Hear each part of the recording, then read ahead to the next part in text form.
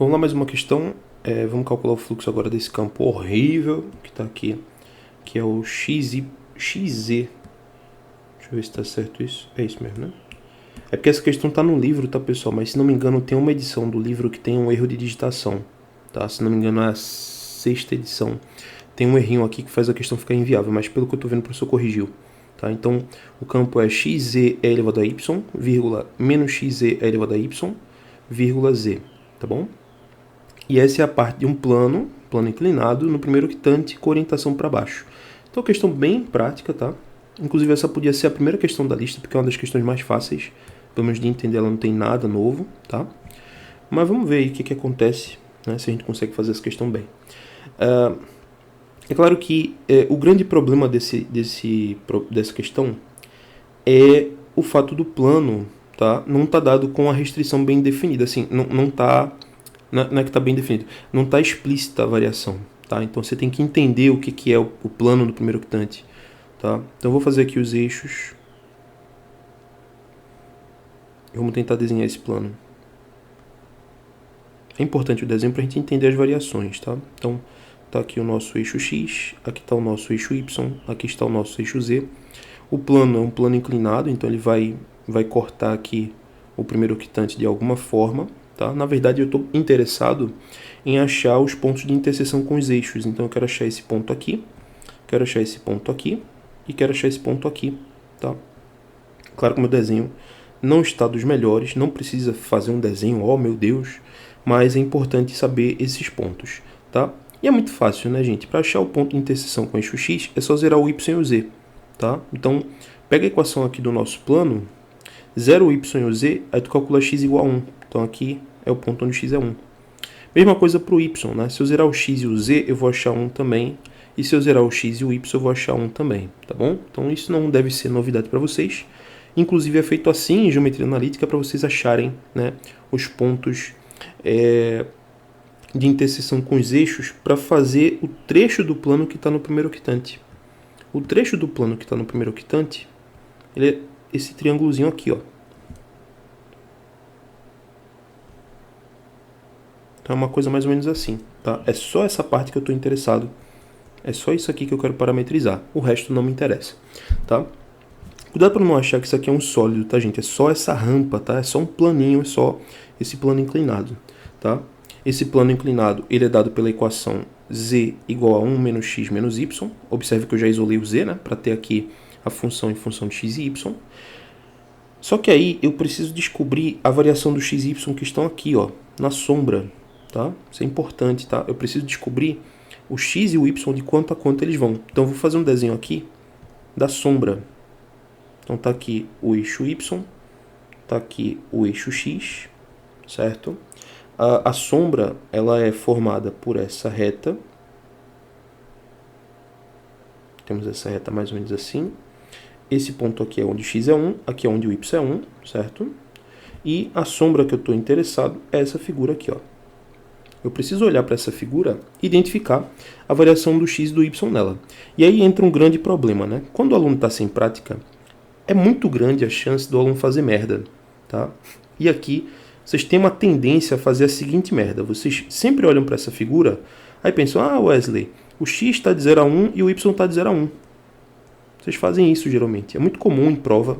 E o professor adora quando vocês cometem esse erro, porque ele já corta tudo, tá? Tá muito errado isso, tá, gente? Se você botar essa variação, isso é uma variação de retângulo.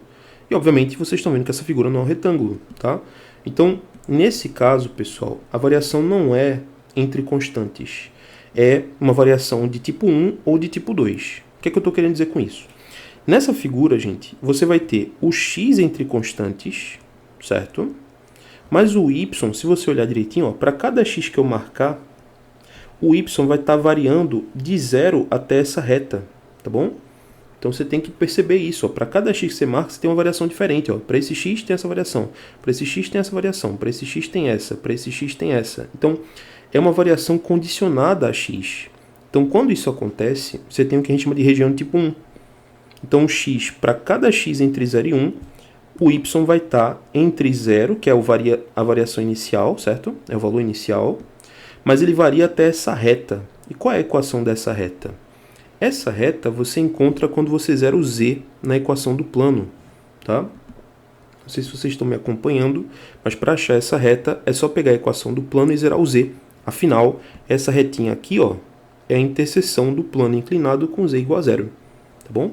Então, se você fizer o que eu estou falando, a equação da reta você vai encontrar jogando z igual a zero na nossa equação, vai ficar x mais y igual a 1. Ou seja, o y é igual a 1 menos x. Portanto, pessoal, a variação do y vai de 0 até 1 menos x. Eu tenho certeza que a maioria das pessoas que estão vendo esse vídeo tem dificuldade nesse assunto, porque faz muito tempo que vocês treinaram isso lá em cálculo 2. Então, se você tem essa dificuldade, eu recomendo que vocês voltem lá para o cálculo 2, né? Pega lá o livro de cálculo 2, dá uma pesquisada. É o capítulo 15.3 do Stewart, tá? Você dá uma lida lá, você vai revisar isso aqui tranquilamente. Então, uma vez que você tem essa interpretação, você sabe que a função que representa o nosso plano é a função z igual a 1 menos x menos y, sob a restrição onde o x está de 0 até 1 e o y está de 0 até 1 menos x. Aí, com isso em mãos, eu posso parametrizar. Aí, vamos lá. A parametrização vai ser dada por r de uv, o x é u, o y é v e o z é 1 menos u menos v.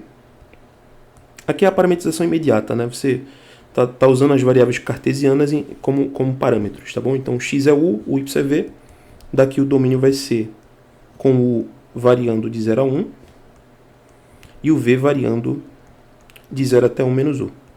Tem professor que faz com x e y mesmo, tá? Eu não gosto muito. Eu prefiro fazer parametrização com u e v ao invés de x e y, mas é questão de gosto, tá? Se você quiser fazer com x e y, não tem problema, tá bom? Parametrizei, agora eu vou achar o vetor normal, certo? Tem duas formas de achar esse vetor normal. Você pode fazer fazendo o produto vetorial, né? Aquela conta que você já está acostumado. Ou você pode usar geometria analítica, tá? Eu vou fazer com as contas porque eu acho que aqui, esse ponto, todo mundo consegue fazer tranquilo, tá? Então eu vou fazer aqui RU vetorial com RV. É claro que quando eu for fazer, eu não sei se isso aqui vai estar para cima ou para baixo, tá? Mas como é uma questão de você saber se está para baixo, é só olhar para a terceira componente, tá? Ela vai ter que ser negativa. Então aqui eu vou fazer a conta e vou torcer para que a terceira componente seja negativa, tá bom? RU dá 1, 0, menos 1. O RV vai dar 0, 1, menos 1. Quando eu faço aqui as continhas, vai ficar 1, 1 e 1. Esse vetor que a gente achou, ele aponta para cima. Por que ele aponta para cima? Muitas vezes o aluno ele acha que aponta para cima se for todo mundo positivo. Não é isso. É se for a terceira componente, tá? Então ele aponta para cima, pois a terceira componente é maior que zero, tá bom? É isso que a gente quer? Não. Então, o nosso n ele vai ser dado por RV vetorial com RU, que é o vetor oposto, tá?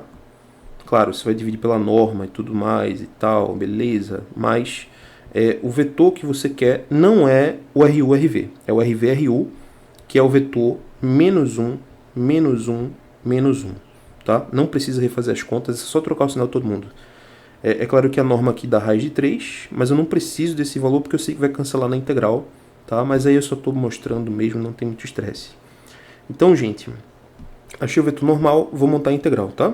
Então, daí, a integral dupla, né, vai ficar o campo F.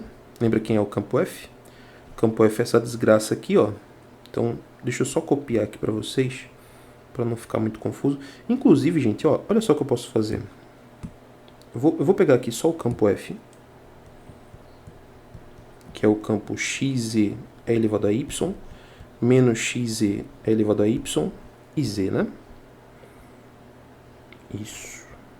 Então, esse é o nosso campo. Isso é o nosso campo. O n,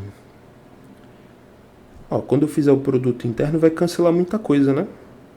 Quando eu fizer aqui, ó, f interno com n, primeiro com primeiro vai dar menos xe é elevado a y, segundo com segundo vai dar xe é elevado a y, e terceiro com terceiro vai dar menos e. Claro, tudo isso dividido por raiz de 3, né? Mas eu já sei que esse raiz de 3 vai cancelar no final. Mas olha que legal, esse cara aqui cancela com esse. Então já facilita muito a nossa vida. E aí a gente vai achar simplesmente menos e sobre raiz de 3.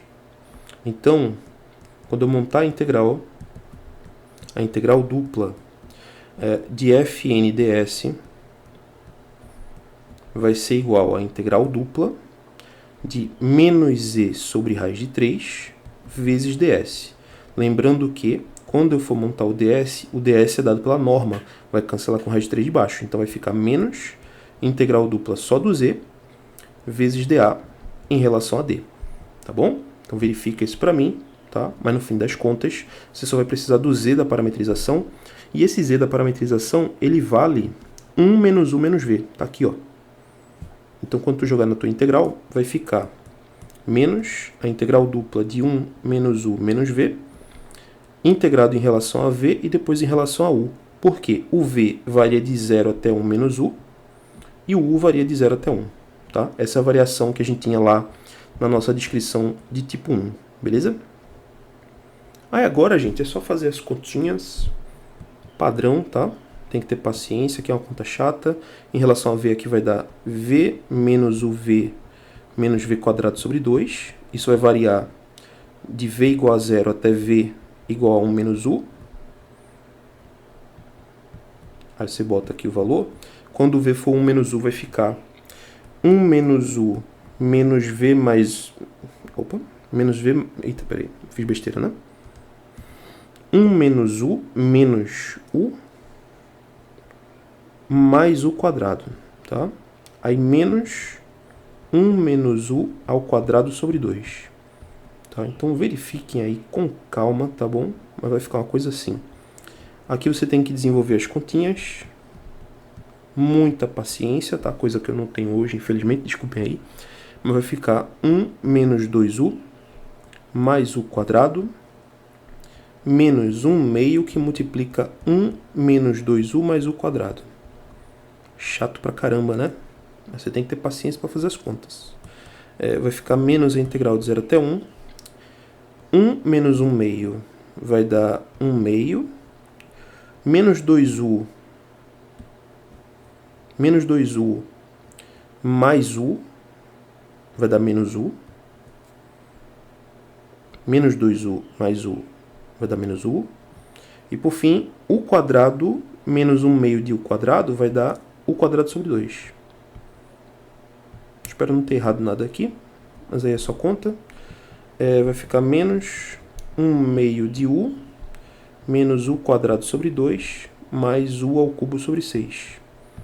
Você avalia isso aqui de 0 até 1, vai ficar menos 1 meio menos 1 meio mais 1 sexto. Isso aqui é um sexto, tá, gente? Perdão aí pela letra.